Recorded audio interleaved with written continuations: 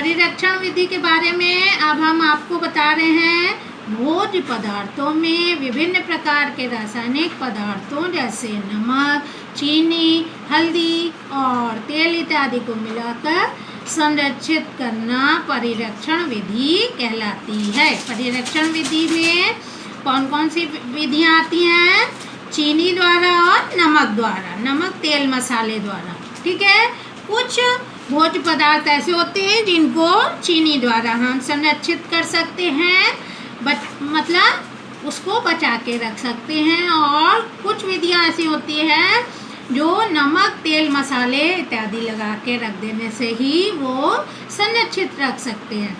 तो इसमें पहले हम चर्चा करेंगे चीनी के घोल से परिरक्षण। तो इसमें है सेब, अंगूर, अमरूद जैसे फलों को संरक्षित रखने के लिए उन्हें चीनी की गाढ़ी चाशनी में पकाते हैं। परिरक्षण विधि से मुरब्बा, जैम, जेली बनाकर सुरक्षित रखते हैं। आप देखे होंगे कि डिब्बे में बंद मुरब्बा और जैम, जेली मार्केट में उपलब्ध रहते हैं हर मौसम में। आप जिस भी मौसम में चाहे गर्मी हो, सर्दी हो, चाहे बरसात हो, तो आप जाएंगे मार्केट से खरीद के लाकर आप उपयोग में उसको कर सकते हैं। तो ये कौन सी विधि से संरक्षित किए जा सकते हैं? चीनी के घोल द्वारा परिरक्षित करने की विधि। ठीक है। परिरक्षण विधि द्वारा इसमें चीनी ज़्यादा मिला दी जाती है, तो इससे इसमें कीटाणु सक्रिय नहीं हो पाते। दूसरी विधि है नमक, तेल और मसाले द्वारा परिरक्षण। कौन सी विधि है? नमक, तेल एवं मसाला। तो कई प्रकार की खाद्य सामग्री को अचार, चटनी के रूप में संरक्षित करते हैं। अचार, चटनी आप लोग खाते हैं ना पराठे के साथ। आप लोग स्कूल में कभी कभी ले आते हैं अचार के साथ पराठा। तो हर समय तो अचार उपलब्ध नहीं रहता है। आम का अचार, आम का मौसम चला जाएगा उसके बाद भी उपलब्ध रहता है। क्यों? उसको नमक, तेल, मसाले मिला के रख देने से साल भर तथा साल क्या 2-4 साल तक भी प्रयोग किया जा सकता है। लेकिन हर मौसम में आम उपलब्ध नहीं हो पाता है, तो गर्मी के मौसम में ही जब आम उपलब्ध होता है तो उसको इस विधि द्वारा काट के नमक, तेल मिला के रख देने से अगले पूरे सीजन तक खाया जा सकता है। तो कई प्रकार की खाद्य सामग्री को अचार, चटनी के रूप में संरक्षित करते हैं। जैसे कच्चे आम को छील के, काट के नमक, तेल और अचार के मसाले मिला के सुरक्षित रखते हैं।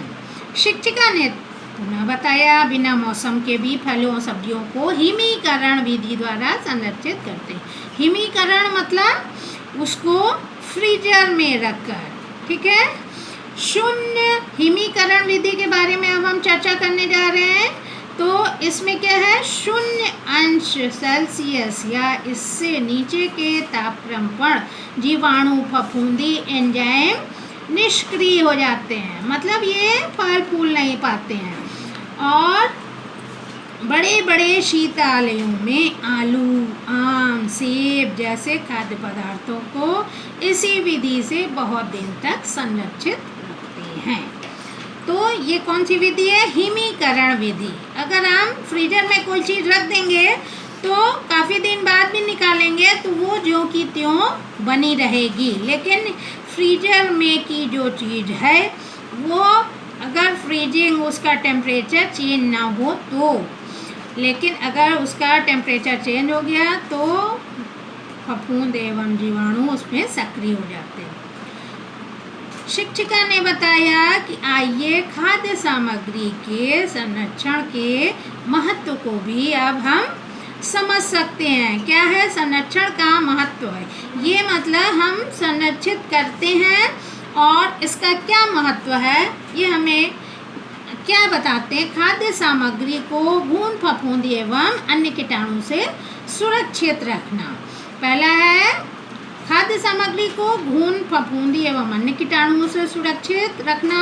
दूसरा पॉइंट है बिना मौसम वाले फलों एवं सब्जियों का उपलब्ध होना। बिना मौसम वाले फलों और सब्जियों का मतलब गर्मी के जो आम हैं वो सर्दी में भी उपलब्ध हो सकते हैं। तो ये बिना मौसम के फल है, ठीक है। आवश्यकता से अधिक पैदा होने वाले अनाज को सुरक्षित रखना। कभी कभी आपने देखा होगा बहुतायत मात्रा में आम बहुत अधिक हो गया, तो उसको क्या है, उसको सुरक्षित रख के अगले सीजन में भी उपयोग लाया जा सकता है। तो इसमें फिर अगला पॉइंट है, चौथा पॉइंट है, अनाज फलों एवं सब्जियों को दूर के स्थानों पर भेजने के लिए। एक स्थान पर वो चीज़ नहीं हो रही है, हम उसे दूसरे स्थान पर भेजेंगे, तो इसमें भी टाइम लगता है, भेजने में भी टाइम लगता है, इसके रख रखाव में टाइम लगता है। तो और ये संरक्षित रखने से ये नष्ट नहीं होते। पांचवा पॉइंट, पके हुए भोज्य पदार्थों को संरक्षित रखकर उनका दूसरा उपयोग कर और दोबारा उपयोग करने पर समय एवं ईंधन की बचत होती है। इसके बाद हम पढ़ेंगे भविष्य के लिए खाद्य पदार्थों की सुरक्षा। मानव मूल्य क्या है? भारत में अधिकतर खाद्य पदार्थों का उत्पादन मौसम के अनुसार होता है। परिवारों में यह परंपरा रही है कि वर्ष भर के लिए अनाज एवं दालें खरीद लेते हैं। आप लोग देखे होंगे अपने घरों में कभी कभी बड़े बड़े ड्रमों में अनाज एवं दालें आपके घर में आ गई। कहाँ से आती हैं? गांव से। गांव में जब होता है तो आपका अगर गांव में होगा अनाज व दालें वहाँ से आ जाएंगी। गांव अगर आपका है तो वहाँ से अनाज व दालें आ जाती हैं, ताकि हर समय आप मार्केट में खरीद ना सकें और उसका संग्रह करके रख लेते हैं। ये कहाँ से आती हैं? गांव से। गांव में अधिक मात्रा में जब अनाज हो जाता है तो वो लोग अपने घरों में भेज देते हैं, तो आप उसको उपयोग में ला सकते हैं। कैसे? उसका संरक्षण कर लेते हैं, उसमें दवाई इत्यादि डाल देते हैं, तो साल भर खा सकते हैं। नहीं तो मार्केट में उपलब्ध रहती है, लेकिन हर समय आपको जाके खरीदना पड़ता है। तो क्योंकि जिस मौसम में इनका उत्पादन होता है उस मौसम में कम दाम पर उपलब्ध हो जाती है, और जिस मौसम में इनका नहीं होता, जिस मौसम में इनका उत्पादन नहीं होता है, तो उस मौसम में ये अधिक दाम पर उपलब्ध होती है। इसमें हमें पैसा ज़्यादा लगाना पड़ता है। इसलिए एक साथ जो खाद्य सामग्री हम खरीद लेते हैं वर्ष भर के लिए, अनाज जिस मौसम में ज़्यादा हो रहा है उसी समय खरीद लेते हैं, तो हमारे जो हम बजट बनाते हैं उसमें हमें बहुत बचत हो जाती है। एक साथ अधिक मात्रा में खरीद लेने पर एक प्रकार से सुरक्षा की भावना भी बनी रहती है, और कभी कभी धन का अभाव यदि हो तो खाने पीने में कोई कमी नहीं रहती है। सरकार भी भंडारगृहों में गेहूं, चावल, दाल आदि भंडारण करती है, जैसे आपातकाल के समय देश में उनकी कमी न हो। इस समय कोरोना वायरस के कारण सरकार जगह जगह भंडार गृह से निकाल के गेहूं, चावल, दाल इत्यादि लोगों को बांट रही है। इस समय भी बहुत आपातकाल के तरह ही स्थिति आ गई है, लोगों के पास खाने पीने की बहुत कमी हो गई है, लेकिन सरकार ने अपने भंडार गृह खोल दिए हैं, जिससे लोगों को तकलीफ नहीं हो रही है। किसान भी जब अनाज को उगाते हैं तो अपने लिए वर्ष भर के लिए रखकर शेष अनाज को बेच देते हैं। और अब क्या है, सीमा को समस्त खाद्य सामग्रियों के बारे में पूरी जानकारी हो गई है। तो खाद्य सामग्रियों की उचित देखभाल, रख रखाव के कारण घर के भोज्य पदार्थ नष्ट नहीं होते हैं।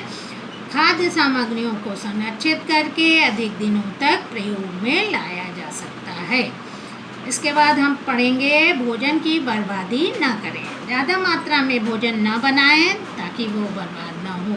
अधिकांशतः देखा गया है कि अनेक घरों, होटलों, दावतों में अधिक मात्रा में भोजन लेके उसे फेंक दिया जाता है। जितना खाना है उतना ही थाली में डालना चाहिए।